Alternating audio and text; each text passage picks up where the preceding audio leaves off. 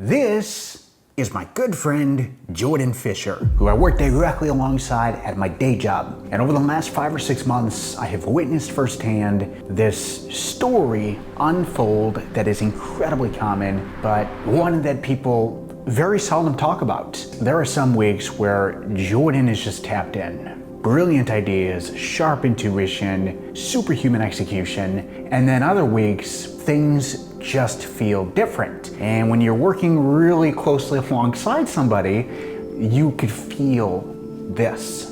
And we'll just be out shooting video ads, we'll stop for lunch, and then it all comes out. The doubt, the comparisons. I was with my buddies over the weekend, and my buddies are making this amount of money, and they have all these things, and they're climbing the ladder. Now again, I know that this feeling is not unique in this human experience with varying degrees of intensity. It's just that when I look at Jordan, I can't help but think to myself, man, you don't get it. There's something, you're not seeing the whole picture here. However, I understand that when you're going through it, it is hard to see clearly. But you wrote a book, and it was a good book. I've never written a book, nor have I traveled the 7 seas. Just got off a 20-hour flight. That was actually pretty exhausting. Growth loves to hide in the struggle, in the quiet decisions, and in the days that feel empty and unproductive. Sometimes just by talking through your story, you're able to understand things at a much deeper level. You're able to make these connections that weren't there before and walk away feeling much lighter and at more peace. This is why I've asked Jordan if he'd be willing to sit down and talk this through and be vulnerable, to which he agreed. And with that, I've asked him to meet us in the heart of St. Louis. Jordan, here we are right here in the city of St. Louis, where you were running the streets just a few years ago, working as a leasing agent and as a realtor, leasing out apartments and selling homes out. How does it feel to be back here? It feels a little bit nostalgic. I mean, I love this stuff. So being back here is inspiring. So what seems to be the problem? I would say the current problem, as you know better than probably anybody in my life right now, is that I feel behind in life a little bit. You know, when I take myself back to leasing apartments and selling homes, I was probably making like 70K. I mean, I had like some 10K months where if I like sold a home and did well in leasing, like I'm not making anything near that now. I'm making $50,000, and when I was leasing and working as a real estate agent, I was making about 70 on an upward trajectory to where I think I'd be kissing probably close to 6 figures now, because the potential was only up. Essentially where I was at with my job is because I was paid on commission, I was unable to buy an investment property because I was inspired by what I was doing, that I wanted to do it for myself. And I was like, I'm going to do this. So I spent a ton of time like cold calling loan officers and I'm like, hey, can you get me approved? Can you get me approved? For a simple house hack is what I wanted to do at the time. And I'm calling these loan officers and they're all telling me that no, we can't get you approved because you make commission-based income. That was I just hit a wall, and all I wanted to spend my money on at the time was 2 things. That was an investment property or to go travel, because I had some unscratched wanderlust inside of me that I wanted to like go travel the world essentially. Tell me about this book right here. The Year Curiosity Met Spontaneity. What is this book? Hey, I wrote that. Honestly, I spent like 40 hours. I think I got that done in like 8 days. It was like 6 hours after work for like 1 week, and then I spent like a whole Saturday on it. I just thought it was a really unique year. I think the story actually probably starts in 2020 when I had a trip to Europe right after college. That was like my plan A after college. I didn't get a job right after school. I wanted to go to Europe, and I even waited around for some friends. Now to growing concerns about the deadly coronavirus. COVID kills that dream, and that wanderlust was always inside of me. So once I was denied by probably, I mean, seriously 20 people, I was incredibly persistent with doing this. I'm like, whatever. I kind of just said, fuck it. I was at this point where the next best thing I could think to do was to go travel the world.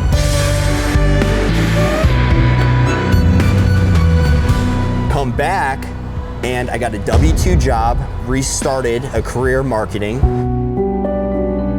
as you can imagine, like sometimes that feels like a little bit of regret because I could be making more money than I'm making now. And I'm turning 30 this year, and it's kind of like sometimes I just look at myself in the mirror, I'm like, I'm not where I should be. And I have so many buddies, so many friends that are making six figures because they've been climbing the corporate ladder for like 5-6 years. I think we could end this video right now just by like underscoring the fact that you knowingly restarted your career. Yeah. And I knew what I signed up for, so it's like, it's not even fair for me to say this, but this has been the underlying emotion. Knowing you were going to be restarting your career, you thought you'd be farther by now. Sure. And it was the right decision. I'm very good at what I do. I enjoy it a lot. I was always doing marketing related stuff back in college. Why was getting a home loan so important for you? I just saw it as like building wealth as opposed to like trading your time for money. I studied it vigorously, and I was just very, very inspired by what you could build doing that on, honestly, even a meager salary. So I just wanted to talk about how I got my first multifamily at the age of 22 and just really encourage you guys that anybody can really do this. You don't have to do anything special. You don't have to be anybody special. You don't have to be making a ton of money. Do you want to learn how to live for free without paying rent or a mortgage? House hacking is essentially someone that buys and owns a home and rents out part of it for income. Holy shit, I'm in Australia. Just got off a 20-hour flight. There you go, little buddy. These are just street birds. He's like, I'm good. Look at how incredibly massive this tree is. I can't think of a lot of people that would be willing to take that leap and just up and travel the world like that. I think what blows most people's mind about that is when I tell them I did that all by myself. Like I was alone the entire time. Just landed here in Cairns, met somebody on the plane who actually has met the Queen. He showed me a photo as evidence. To me, that's what makes this all worth it. And like, you gotta keep yourself entertained. You gotta put yourself out there a little bit if you're gonna do solo travel. Tell me about this time right here out on the Great Barrier Reef. This was out in Australia. Tell me about why this was such an important day for you. That's in the city of Cairns, which Cairns is kind of like a party, but it's also got really cool sites. It's got the Great Barrier Reef there, and it's also got the Daintree Rainforest. So I had a friend fly up from Melbourne to come meet me. We go to the rainforest one day, and then the next day we meet up and we go to the Great Barrier Reef. And it was the last time I was gonna see him for a little bit. So that being said, it's about an hour out there and he's just laying into me. Johnny, mate, why are you living in St. Louis? Go to where the opportunity is in America. Why are you doing this? Why are you doing this? He really inspired me to keep going and keep traveling. He's like, mate, you got nothing to return to. Like, if you got the money, just keep going, like go enjoy your life. You're not gonna regret it. And he just made he was laying into me, but he was making some like great points. I was like, you're right. Good lad, Jordan, thanks for an awesome 2 days, mate. And then coincidentally, I go down to Brisbane, Australia. It's pretty nice. A lot of development too. Just met up with Harry. Where my friend is telling me that he had been to South America and it was his favorite place that he's ever been. He's like, Jordy, South America is just beautiful. I absolutely love South America. And I was like, all right, that's where I'm going. It's the hardest hike I've ever done in my life. Are we close? Yeah. Okay, cool. I was stuck back there at a point. Harry had to pull me out. My legs were shaking. Wow. The one Australian convinced me on the Great Barrier Reef to keep going. I'm like, you're right. So I decided to keep going. And then the second one convinced me where to go. Hopefully it's not 7 years this time before we see each other. Yeah, right? It's already feeling nostalgic because this is the end of the trip. I don't think people like fully understand going abroad in this immersive of a way. A lot of my friends back home have never stayed in a hostel. I think it's one hell of an experience. Because a lot of people have the experience of maybe going to like Mexico and there's nothing wrong with this, but going to Mexico and staying on the resort. Woke up with no plan, but I guess I'm going to Rio now with my new buddy Matt. This is very like in the trenches, and all I really found were good people. Like, yes, I was robbed a few times and I came across like some strangers that were maybe not necessarily the best, but mostly what I met were great people. Just made it to Byron Bay. Made a new friend from Germany named Marcel. Hi, what's up? When was the moment that you knew it's time to come back to the US? Actually, I was at Florianopolis, Brazil, which is like an island right off the coast of Brazil. Love their little coffee cups in Brazil. I had this Brazilian coffee that was so damn strong that I never get anxiety attacks, but I got an anxiety attack. And I was like, I don't know what I'm doing when I get back. I don't know my plan. Like, I knew my plan was to come back and get a W-2, but I didn't know what that was gonna look like. And I just started overthinking it. And that I was kind of in the mindset, I'm like, I'm going home and it'll be pretty soon. I just don't know when. All right, this is one of the most beautiful beaches I've ever seen in my life. It kind of got to a point in your travels where it was like fun, fun, fun, but I'm lacking purpose. Yeah, you're just like constantly having fun, and you're constantly doing cool shit and seeing some of the coolest things that you've ever seen. And you're constantly... I feel so sorry for you. I know, it's a rough life out here, man. Absolutely mesmerizing.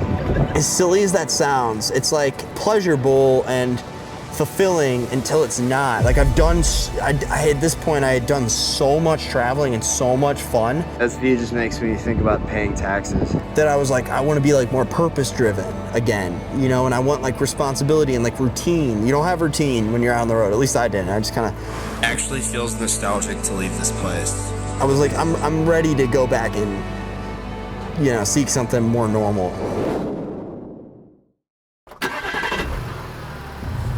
You go out in the world and you talk to your buddy that's making, they're like, yeah, I make $85,000 a year, or this friend, and they're like, yeah, I make 105. And I have not been very conscious of like the fact that this has like become an underlying kind of problem, like, because it's impacting like my belief systems and how I'm interacting with the world and with reality. And I told you about how I was doing some hypnotherapy, you know, to kind of dig into the operating system and get to the root of some of these patterns that I noticed just kept surfacing in my work and some blocks as it relates to creativity. And through some of the talking sessions that we did, I was talking about the days when I was addicted to the Adderall, and just through talking, I was able to make these really monumental mental connections, realizing that myself now, I felt like my current self was competing with my past self that was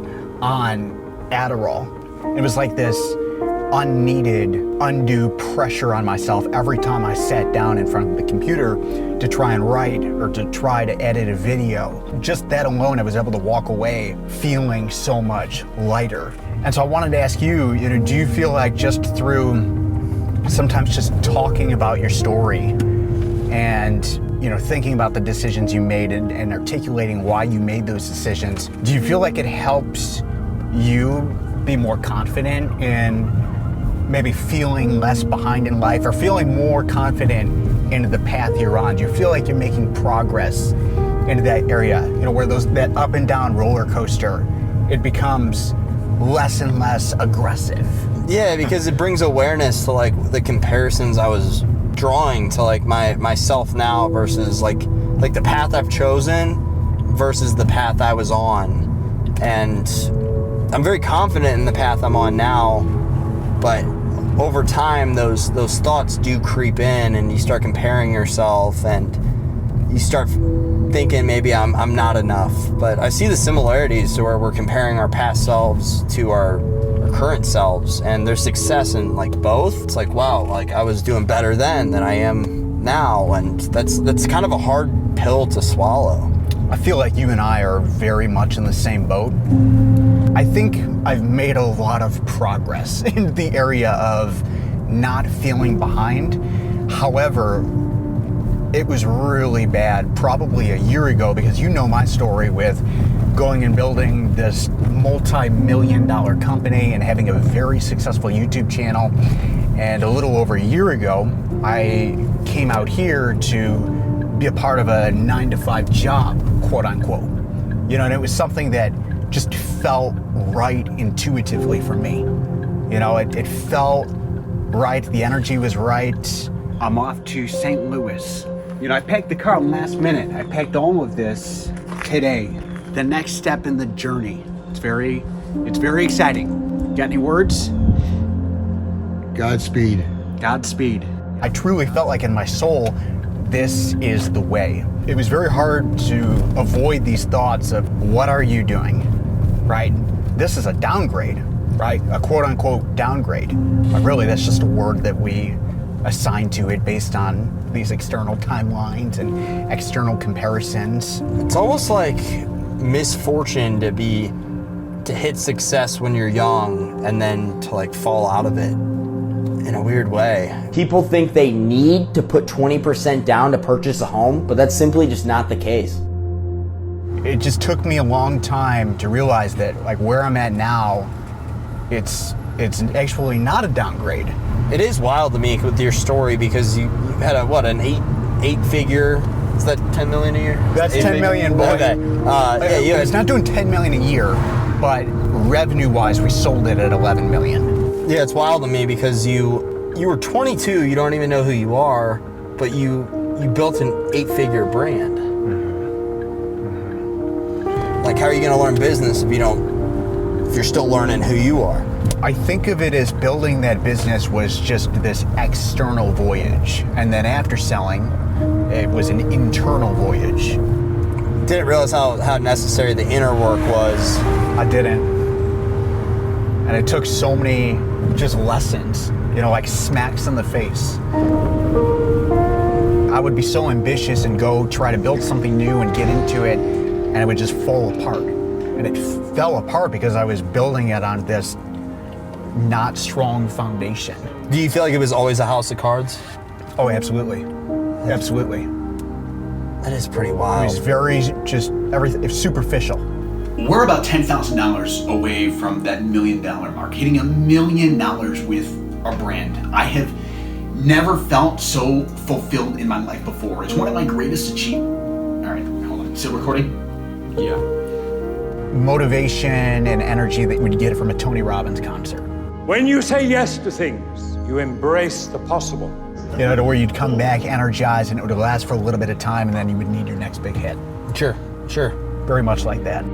I feel like it's more common in the modern world because you got these 18-year-olds that are making millions of dollars, and a lot of times they probably don't even have themselves sorted out. And I know another comparison, there's a soccer player right now who's 17 years old and just like dominating the world. And it always makes you wonder, if you're that young, you don't have yourself figured out, and you're still sorting out how to like navigate this world and who you want to be, but you're given the world, who can handle that? You look at Justin Bieber, you look at all these drop shippers or just people building these big brands or influencers when they're 17, 18. They're just handed so much so quickly in today's world. Hello. It's going. Good. I'll just do the drip coffee. Can I get the Zoomies egg sandwich and then just like a black coffee? And now our coffee's here. Thank you so much. No problem. Thank you. You didn't fail with this recommendation. This place is interesting. I did fail or did it? You didn't fail. Oh, okay. I was like, damn. I come from a... Say that later after we leave. Well, the city where I live, as you know, it's very vanilla. And we came here about a week ago and kind of planned for this video, and I saw how much character was in here, and the energy felt so different. I've never been in a coffee shop where there's dogs. Sure. Right. There are usually like 10 dogs in here too. I think one of the things I love about your journey, and you probably recognize this, but it's one thing to know it intellectually, but it's another thing to know it in your heart.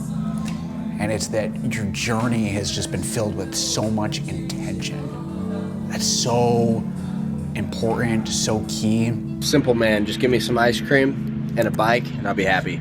We think about these people in your life that you're comparing yourself to, right? These friends that are making 6 figures and corner office and extensive LinkedIn profile. I mean, they look great on paper, right? But I'd be curious how they're doing on the inside.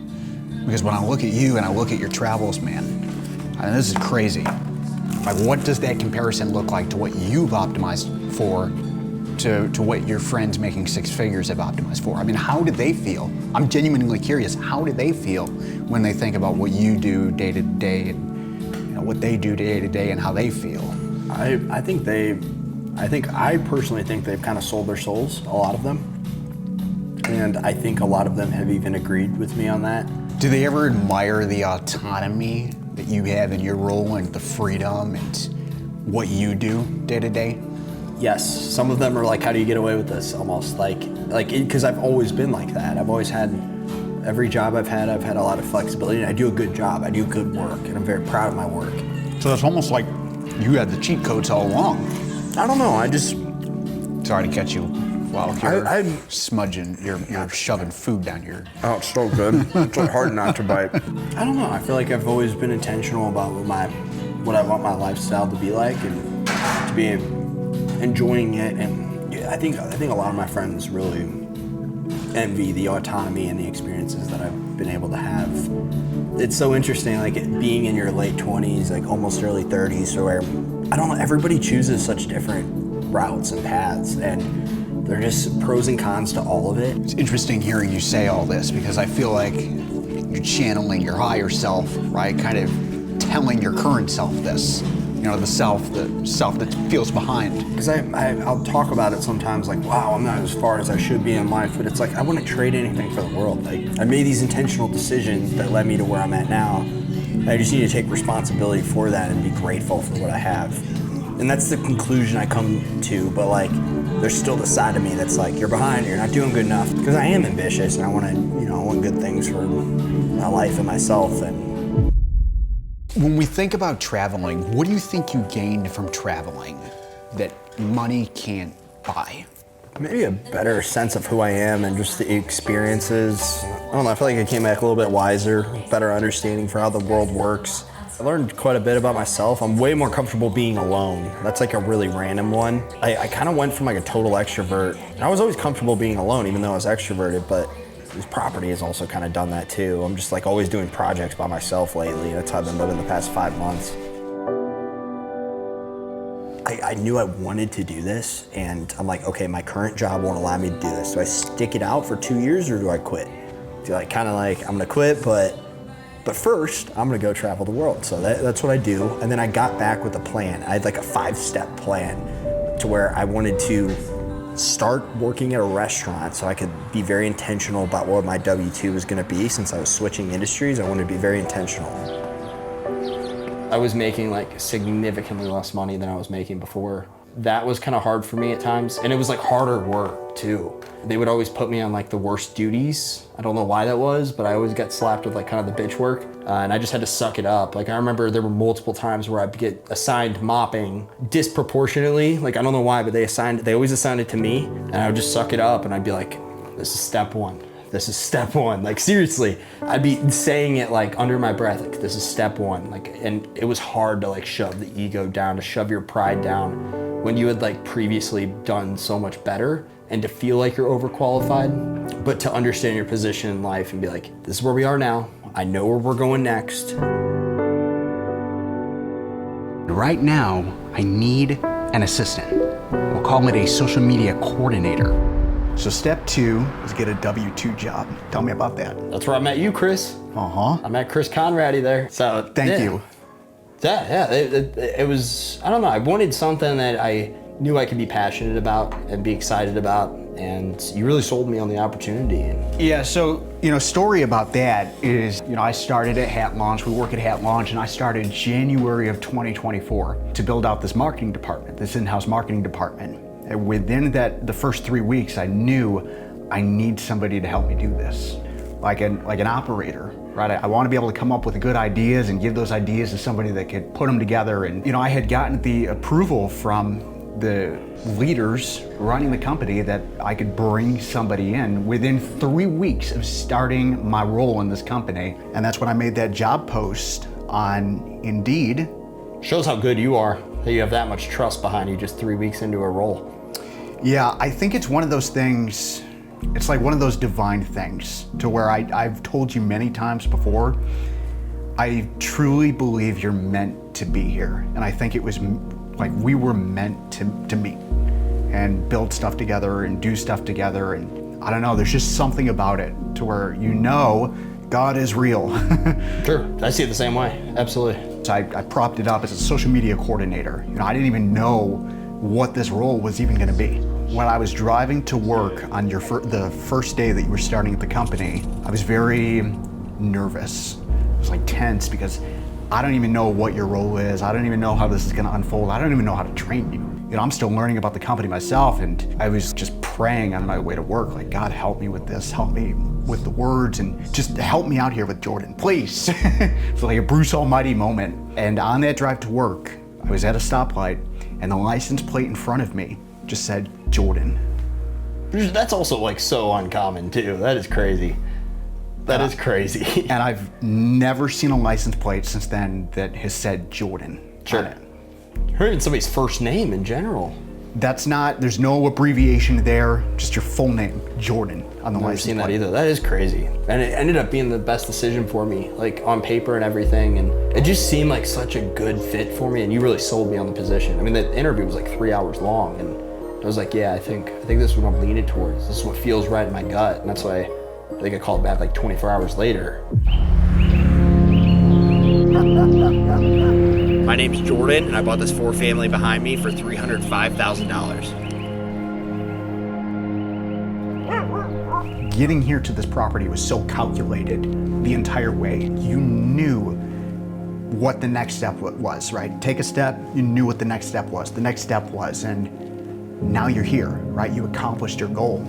Sure. And I just think about how, if you let those voices get inside of your head, right? Those voices of comparison, who knows, you might not have ever ended up here and had this property. You might have stayed in real estate, kissing six figures, right? Making great money. Like unfulfilled. But very resisted the intuitive calling, the call to action, really. You followed that call, that unorthodox, that unconventional path, right? That told you something so absurd, right? Absurd in the context of, following the linear path.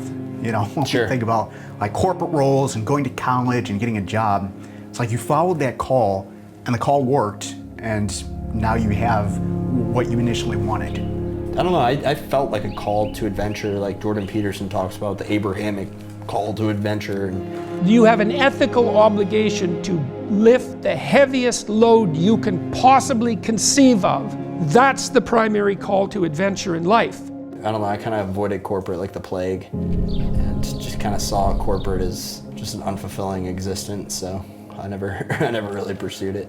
Boy, you got no reason to feel behind.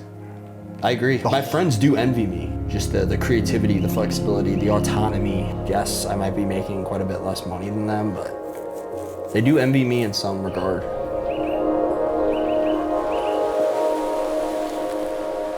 How are you addressing this problem with feeling behind in life? Because obviously you're addressing it because you keep progressing and you finally got the property that you've wanted to get. I feel like this video with you has made me more conscious of it. But what I've kind of learned through this is you gotta focus on the track you're in now, and comparison with others is the thief of joy. But also in this scenario, as you described with your past self, is comparison is the thief of joy with your former self as well. So for me to compare oh, my old life is so much better in this way and this way, and it's probably just best to not even think about that. I think there are things about my former self that were better, but I think there were things that are a lot worse too. I was working 7 days a week, every week. Now it's 9 to 5, Monday through Friday, I don't know. It's just probably best to not think too hard into that, and because otherwise it just breeds regret. I think it helps me to know to simply stay in your lane, right? And to understand what am I optimizing for in this phase of my life, right? If your life was a book, what chapter are you in right now? Sure, and to be more aware of where you are right now and why you're there, and I don't know, you feel more confident, but probably more importantly, more at peace with it. When you're in that relaxed flow state, I'm telling you, good things just come to you. For the first time today, after working together for a whole year, for us to draw the comparisons to each other, because I don't know, you see the story of success, and I don't know, maybe it's not common. I feel like I think of a lot of people go in the corporate world as just going like this. But you do, we both drew comparisons that we advanced in life and then maybe took a step back kind of thing, and we're reflecting on it. But at the same time, we're both doing great at what we're doing now, and we pursued that path, and maybe it's not better or worse. Maybe it's just what was meant to be. I don't know. What's going on, guys? It's Chris here. I hope you enjoyed this film. If you are feeling behind in life and in need of an intervention, you want to talk it out like we talked it out with Jordan, feel free to email me at chris@chrisconrady.com. I would love to make a movie about it. Thanks, guys.